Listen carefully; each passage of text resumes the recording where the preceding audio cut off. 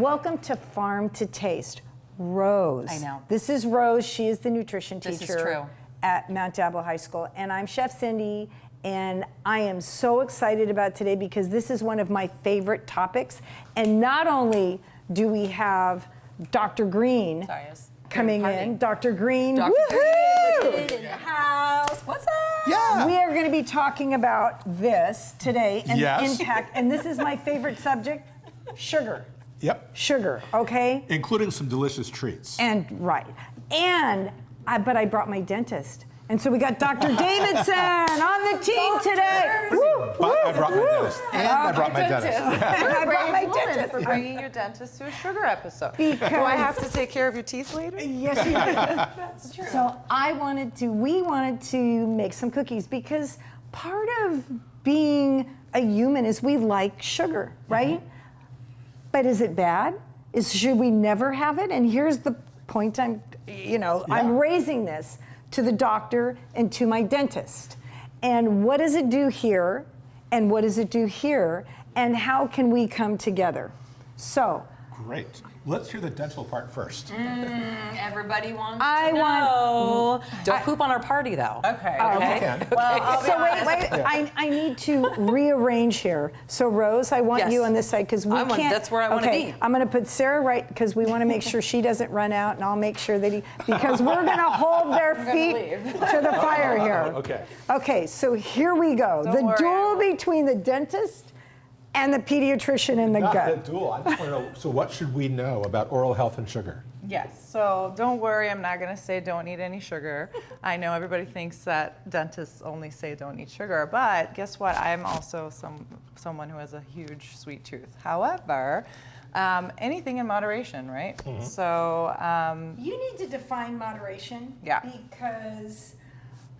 Let's define where we are right now. Yes, define where- So the recommendation of the American Heart Association is for teenagers to get no more than 25 grams a day of added sugar. And added sugar means stuff that's not in the food, but something you add into the food. Okay. Or Like juice, yes, like that this. would be added sugar. Or fruit juice is added sugar because you took stuff out that was the nutrients and left just the sugar. And that's all that's left is the fructose. And when they Right. talk about fructose, they're talking about the sugar that is inside of the fiber, right? Right. So the recommended amount is 25 grams, which would be about 6 teaspoons for an adolescent. Okay. A typical adolescent guy today in the United States gets on average 442 calories of added sugar daily, which is is how like many? 25 teaspoons. I mean, it's a huge amount. So that's over 100. Way more. what you want. But it's not like this. It's in packaged foods primarily and in sports drinks little and bit other here, a places. little But bit there, a people little bit there, a are little bit there. way over, many people are way over Okay, moderation. so I'm going to bring liquid sugar, which is sports drinks, to the mouth. yeah, so the most important thing is if you are gonna have a sports drink, well, not the greatest, right? Because a lot of even artificial sweeteners in there cause a lot. They have low pH, so that will reduce the pH in your mouth, which makes the bad bacteria in your mouth more prone to cause problems and cause So cavities. the sugar in your mouth is what brings the bad bacteria. I want to stop you just for 1 second. So sugar brings bad bacteria to your mouth that can cause cavities and gum disease? Correct. Okay. Too much sugar in the gut brings a negative, kills off bacteria. Well, what it does is it feeds the wrong bacteria and crowds out the bacteria that really help you out. Is that what's happening in the mouth? Yes. So when you reduce the pH in your mouth, it will allow the bad bacteria to thrive. So when they thrive and that pH is reduced, if you don't immediately drink normal tap water to get that pH back up to normal, then the bacteria have a lot of time to cause problems. So really, if you're going to have some awesome cookies that you guys are about to make, that's okay, as long as maybe you drink it down with some water to neutralize the How about pH. milk? Cookies and milk. Good question. Milk has sugar, so that adds Lactose. It Yeah. does. And I'm fine with actually having milk with your cookie as long as you really rinse your mouth after. That's the key, is to just try to neutralize that pH, make that environment safe again so that the bad bacteria stop causing Okay, problems. so water, just plain water, is the element to help wash the bacteria, the bad bacteria out of your gut, but also your mouth. Is that what you're saying? Increase the amount of water. Inside of fruits and vegetables are lots of Sugars. Water. And water. and water. Yeah. Right, Whoa. right. Where's she going with this? Yeah. Yeah. So- Vegetables are great. And fruits are great too. Okay, so vegetables and fruits are great, and it's okay to have a little bit of sugar Yeah. once in a while, like, not more than 24 grams, so you got to read the label. And I like think on that the back of recommendation this. is too high. I would go lower than that. Lower I'd rather than people that. did 10 grams of added sugar a day. Okay. You don't need added sugar for anything. You can have great food most of the time without it, except for an occasional treat. So on the back, when you buy something packaged, Right. it says what the grams, and I don't know if you can get close up here, and you can see we have the nutrients, and it's the nutrient facts on the back. So under here it says dietary fiber, but it also says total sugars and added. And so what we have here is there's 8 grams in just 6 little cookies, and these are these real small cookies. Yeah. So spend your sugar wisely is what you're saying.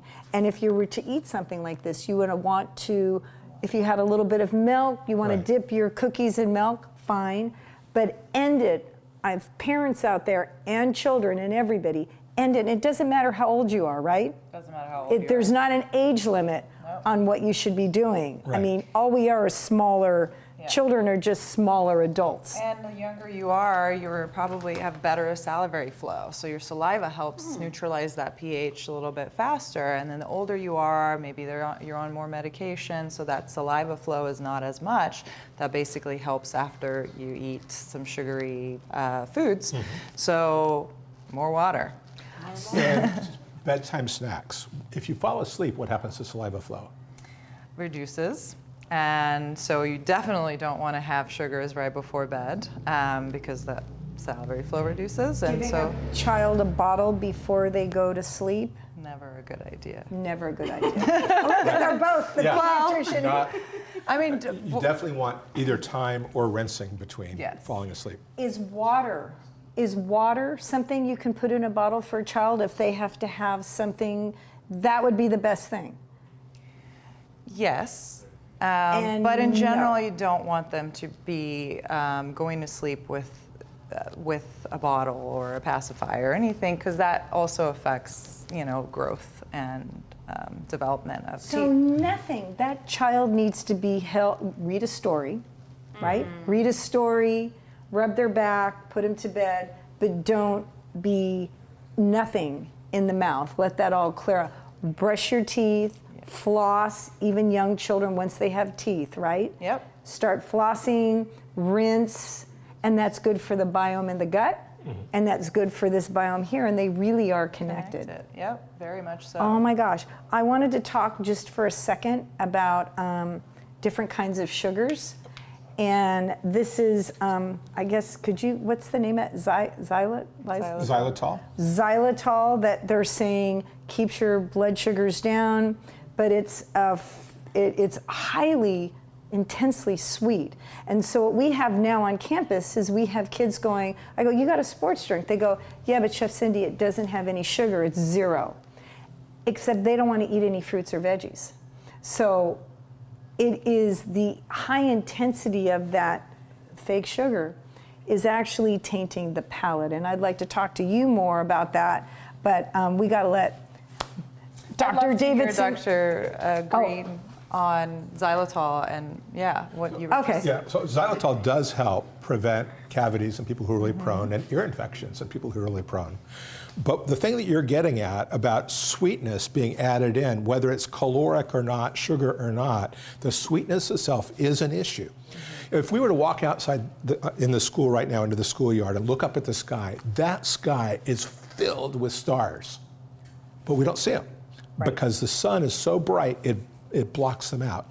And sugar is like that to the human brain. If you get too much sweetness, whether it's the fake or real, it blocks our tasting of the deliciousness of vegetables and fruits and whole grains and things like that.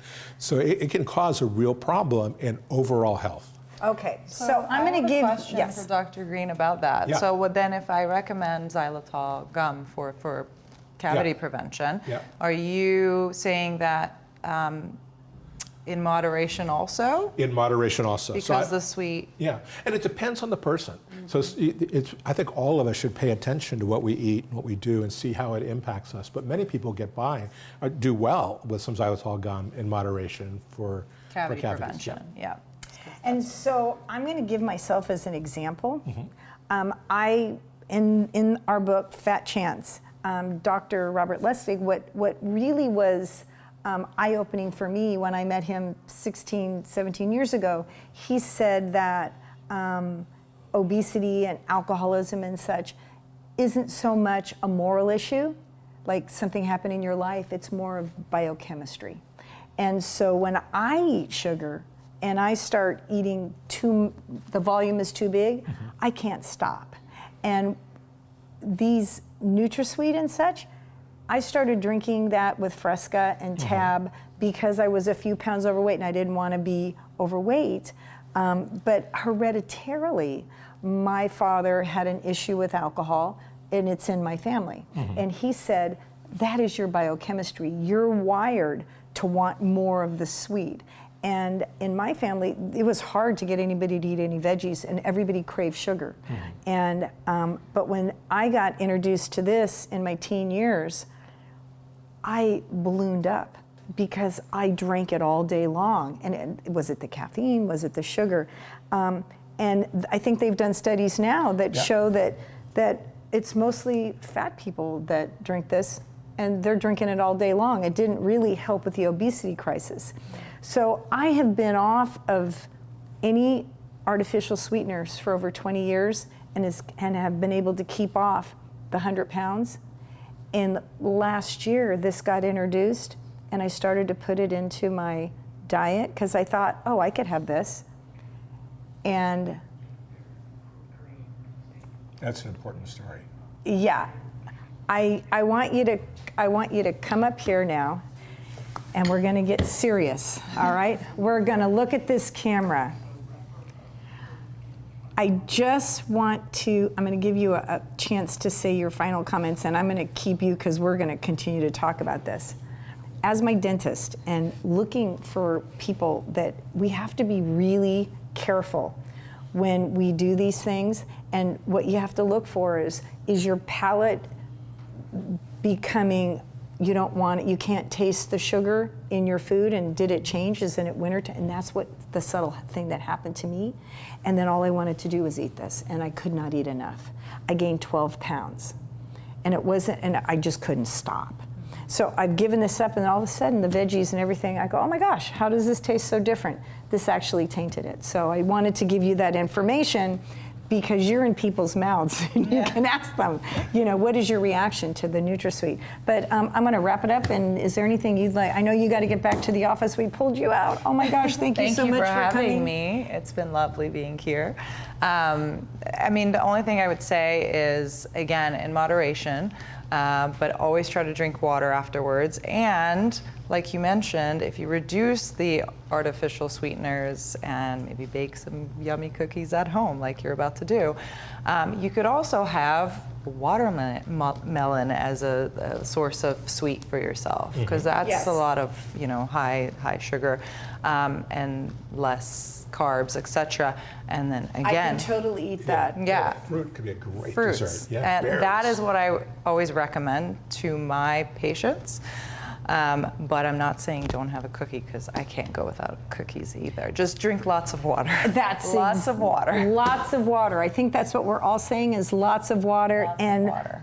Watch out for your palate change from this, and be willing to talk to your dentist or your doctor about it and say, how come I want to have more? If you want to have more than just what the serving is, there may be an issue, and talk to somebody about it.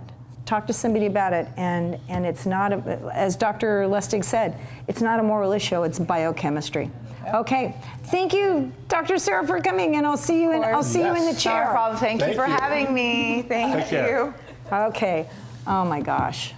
Oh my gosh. Important information. Important information. So cookies, we when people hear the name of a word of food, like cookie or pizza or something like that, they think that pizza's healthy or pizza's not healthy, or cookies are healthy or not healthy. Right. It really depends how they're made. Okay. And when you make it at home, like you're doing, This put has that in. got butter. Yes. And this recipe is in our cookbook. Hold it up, Rose. We got the cookbook. So, page? What page? Chef Cindy Gershon, she made all of these amazing, beautiful recipes in line with Dr. Lustig's book, Fat Chance, which is so cool. And we are on page, dun, dun, dun, dun. So here's the butter. Tell me a little bit about butter. This is a good fat. It's a saturated fat, right? Yeah, butter can be a good fat, especially if it's grass-fed butter. This and again, is in moderation. grass-fed brother. Yeah. Brother. Much higher in Grass-fed omega-3 butter. fats, so good fats But that I are there. left it out so Yeah. that it would be soft. And you can see how my fork just kind of goes through it. So you're going to cream your fat with your sugar. Okay. So this is a loose cup of brown sugar. I'm putting Beautiful. a loose cup of brown sugar in there. And I'm just going to kind of move that around. Oh, the egg, Rose. I forgot the egg. Can you get me an egg, please? Sure. My assistant, Vanna, is going over there to get the egg out of the refrigerator. So you can see I'm kind of just putting just one egg. So we're gonna bring this together. I can make my cookies from start to finish, including baking, in about 30 minutes. That's fantastic. Total. So I've creamed this together. And now I'm gonna add my one egg. So it was on page 304, just in case you were wondering. And it's Cindy's super awesome chocolate chip Super cookies. awesome chocolate chip. Just That is saying. literally the name in here, Cindy's super awesome chocolate chip cookies. And you know, I ran into problems because I can eat oat flour and I can eat oatmeal and I can eat, eggs and I eat all these things. What I did is I made the cookies and put these in. It was so sweet. It was like, and then I go, oh, I can't eat this. And then I craved it afterwards. Interesting. And then I couldn't lay it down and I didn't want to eat any fruit.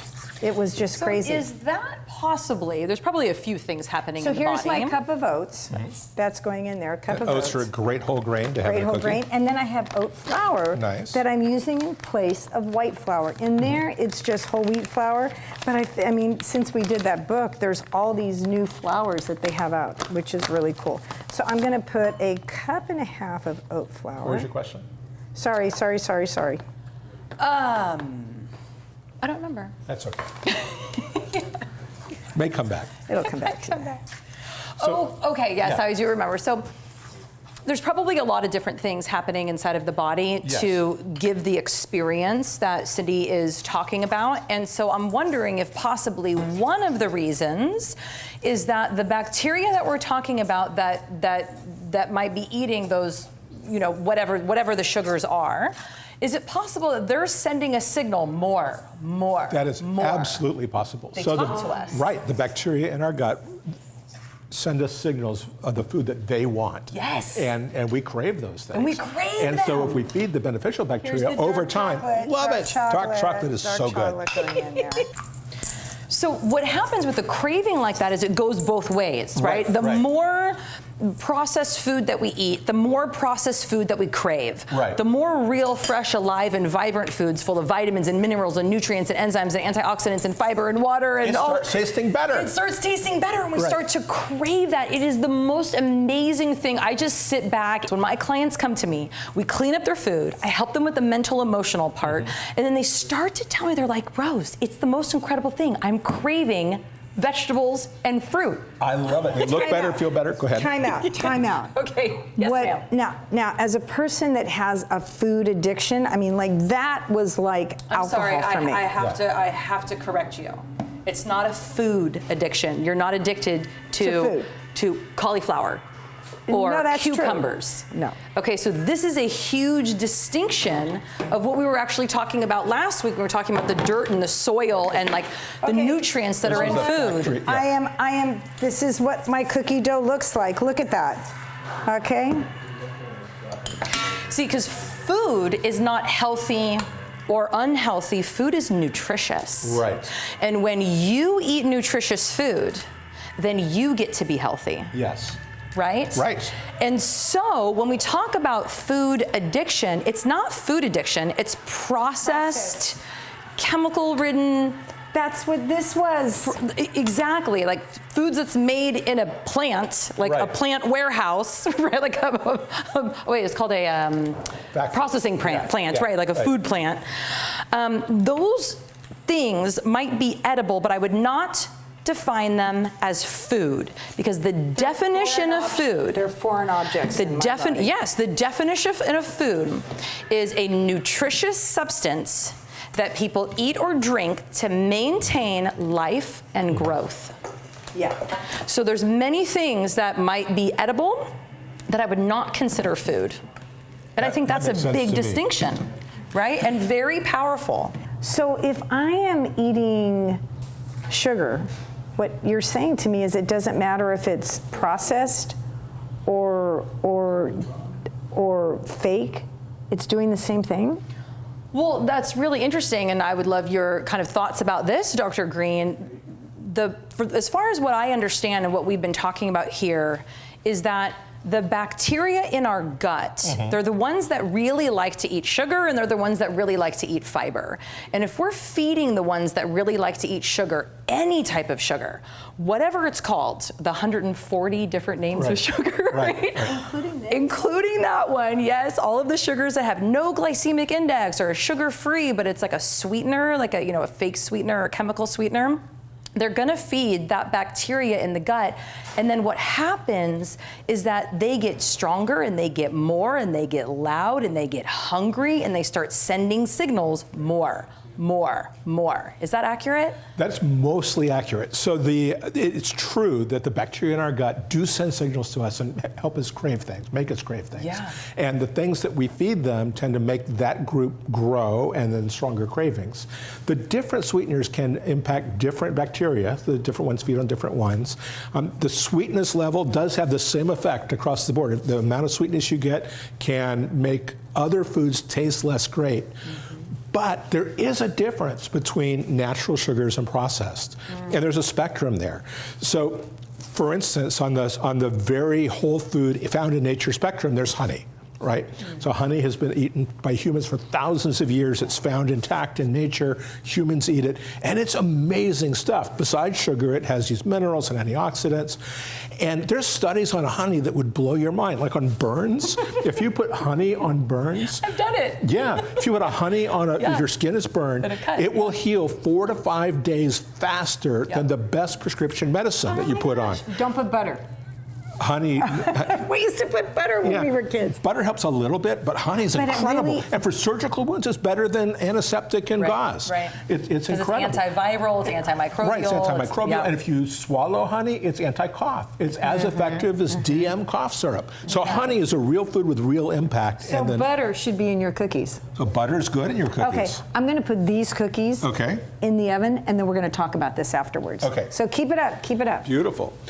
Maple syrup, by the way, is another one that's found in nature. It's been done by the indigenous peoples. Nutrients and it in has it. nutrients in it too. Significant amounts of minerals, and it's got great stuff in there. And it's just tapped from a tree. Honey and maple syrup are here. And coconut syrup, you can tap a coconut palm too. But whole fruit is here. Whole fruit is even better. Whole fruit. That's the best way to get it, right? And you can be on the spectrum. Right. This is what I'm hearing. Right. That you can handle the sugar and the fruit, and you don't crave anymore.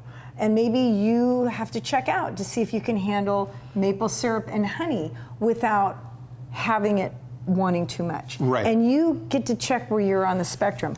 I'm over here. Yeah. The only sugar I can really handle is whole fruit. Yeah. And if I have more than 2 pieces in a day, then what happens to me is I want to just only eat fruit, and I don't want to eat vegetables. Yep. So there's a real small amount of fructose, and I think that it's because of me. Right, and different people are different spots people on the spectrum. spectrum. I should mention briefly molasses too. That's on the spectrum, just this side of maple syrup, but it's got significant stuff. So that it comes goes from the sugar honey, plant. maple syrup, molasses, but 1 tablespoon fruit. has 20% of the iron you need for the day, So and calcium. on this, where is fruit juice? Is it on this side? Yeah. You don't want a lot of fruit juice. Okay. Because without the fiber, you uptake that and your sugar. blood sugar just spikes. Yeah. Oh, okay. So honey, maple syrup, and molasses, they don't have the spike as much in your blood sugar? And so one thing you can look up is the glycemic index of foods, and that's how much of a spike that there is. And you want low glycemic. You also have to pay attention to your own self. Right, and it's not, you look it up in a table and it'll tell you what it is, but there was a study out of Israel where they actually measured it in different people, and the same foods were different for different people. Yes. One person, tomatoes made their blood sugar spike like a candy bar. Chicken too, Right, which was like totally bizarre, right? yeah. And for most people, tomatoes are fantastic and Yeah. chicken is great. Yeah. But pay attention Not to your for own everybody. body. Okay, so what you're saying is sit still, see what it is. But what happens when a child is born, the mother does not breastfeed, they formula feed. Right. And then they go from formula to pablum. And I know in your book, you talk about giving greens and changing what we give children. And here's his book. Yeah. This is amazing. Starting them off with a microbiome and taste buds that prefer great food. And you say no sugar or juice before 2 years old. I think that you have something in there that, like, be really careful. Right. And every now and then, juice is a good medicine for constipation, but as a regular part of food, it's, Apple juice. yeah. But if you look at the list of the foods that American kids eat, apple juice is the #1 fruit. The juice. So here's We have a this story child. about that from when I was a kid. Maybe we'll Right, talk I'm about not that going to go later. there. Here is the child that is bottle fed. Then they eat at 6 weeks. They start giving them food because the baby's hungry, you know. Right. And they start giving them the jarred food, and they start off with all the fruit. Oh, let's give them applesauce. Let's give them pear juice. Let's give them, and then put juice in their bottle, and right. And this child maybe never develops a palate for anything savory because they've had all sugar. And then they hit school, and the food in the cafeteria is all processed food. Right. And then these kids have ADHD and can't sit still in class, and the teachers are having a hard time, and then you put earbuds on them, and then you hit them with a pandemic. And you go, teachers aren't working hard enough. The kids are, and then they're drinking sports drinks. And I have seen children, like in the stroller, and they've got sports drinks in a sippy cup. Yeah. And I'm like, So we can either say we have a huge problem, which we do, or we have a huge opportunity. This is something where we can teach kids to love real Right. food, and it'll help them thrive. It'll help them feel better, look better, perform better at school and sports. yes. And how delicious. Right? This is the key. This is why we need to continue to see what's happening in the schools. If we want the future to be different for adults, Right. then we have to backtrack and go upstream, and we have to teach how to chop, what to do with our waste. And they're all together. This environment and this environment kind of go hand in hand. Speaking of environments, I wanted to just bring out these, just lay out those 2 cookies there. Okay. Because I bought them, and then I've got some cookies here that we just made from scratch. So this is really good because it goes actually, you want me to open this up? Yeah, open Okay. it up so we can take a look at Okay. these cookies. Okay. And when we think So- we're doing kids a favor, See, this is the thing, because we talked about food, and the definition of food is actually a nutritious substance that you eat or drink that helps you maintain life and growth. So when you think about food, food in itself isn't healthy or unhealthy. Food is either nutritious, Right. or it's not nutritious. And sometimes foods can be an anti-nutrient where they actually rob your body of nutrients, which is not awesome. So the difference between a cookie that you buy in a package, right, or a box or a carton or whatever at the grocery store, and the one that you actually make with real ingredients in your own home is the nutrients. Right. And the extra things that are added in, the preservatives, the artificial colors, artificial flavors, Such a big high difference. levels of sweetener.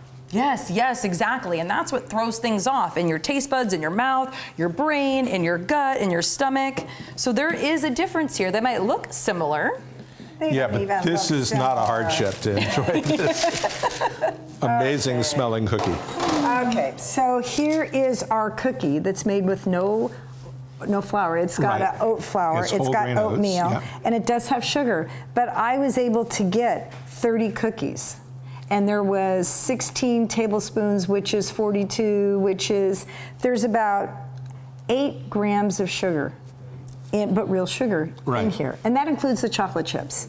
Over here, how many grams of sugar in this one cookie here? So it's going to be one cookie. So One it cookie. looks a little bit smaller than yours, and there are 9 sugars. So there is But 8 there's in this. Also, and some 9. other weird ingredients that we just don't really want. Emulsifiers. Yeah. Yeah, it's got kinds stuff of in stuff, it. yeah. So if your child comes home and you want to make it together, did you see how quickly we put that together? What a great activity together, And right? just let the kids be involved. And then when you eat that, you can have a little glass of whole milk or low fat. You don't want to do non-fat because non-fat they add more lactose to that. There's more sugar in that in that milk. So I say have a little bit of full fat milk, and then wash it down with water. That's what we heard from Dr. Davidson today. You know, so that's feeding the biome. There's lots of good grains in there, and a little bit of sweetener. So this is awesome. I love This is it. awesome. So it's not that you can't have something, but have it amazing, have it on occasion. And make it an experience to do together. That you, exactly, the experience. And also this cookie dough here, you can put it into the freezer and you can freeze it and bring out a couple of cookies at a time so that you're eating in moderation. So what we That's learned, a big one. That is eating a in big one. moderation. Environment. You brought these cookies out and you talked about environment. Your environment at home matters. right. What's on the counter? It matters. pantry, You will, yeah. and what's in the pantry, like what you can see and that you see every day, it makes such a difference. So of course, if you're going to have a tray of cookies on your counter, Right. you're going to walk by and just grab one. But if you have a tray of fresh fruit, you're going to walk by and grab some. I and love if you that. want a cookie, you can take, these can stay, just a couple the at a dough time. can Yeah. be Perfect. frozen for up to 4 to 6 months. Oh, fantastic. Okay, and then you just take out a couple at a time and you bake what you need and you don't leave things around, okay? Love and you it. make sure that they're really good because you want to satisfy that. And also what I'm hearing today, kind of to wrap it up, is pay attention to your body. If you want to eat more of these and everybody else was able to have one cookie and you had to come back to eat more, you may have an issue with the sugar and you may be on the fruit side. Right. So as you know, parents, pay attention, and you can see that kid that just can't lay the sugar down. Maybe the best thing to do is have fruit for this child. And rarely wait for their birthday, wait for something really special to have something that's homemade that isn't going to cause them to step over. And I know for me, even this sweeteners right here are too much. And as we get older, it progresses and we become more sensitive to it. So thank you so much. Oh, thank you. And this Do we has get been to a try the great show. You get, here's this, oh, look at it, I can't wait to try. Try that cookie and see. Oh, Okay, all right. It's so soft. Oh, it's so soft, it's so. It's falling Yeah. apart because it's just It's out of so the good, Is that right? so good? Okay. So I want to thank you. Wrapping up, this has been so amazing. What a team! You know, what a team. It's good. Good times. Next show, we're going to be talking about grains, and we're going to be talking about the impact of grains on the gut, and which grain's better? Is it white rice, brown rice, wild rice? Does it matter? Does it matter? Oh, it matters. Okay, Yep. there's the question. Hey, thanks for joining us. This has been wonderful. Don't forget to like us. Go to YouTube, Farm to Taste, subscribe to us. We really want to be here to tell you what's happening in the school system, how teachers and doctors and community are working together to bring you a healthier inside and outside. Thanks so much. See you next time.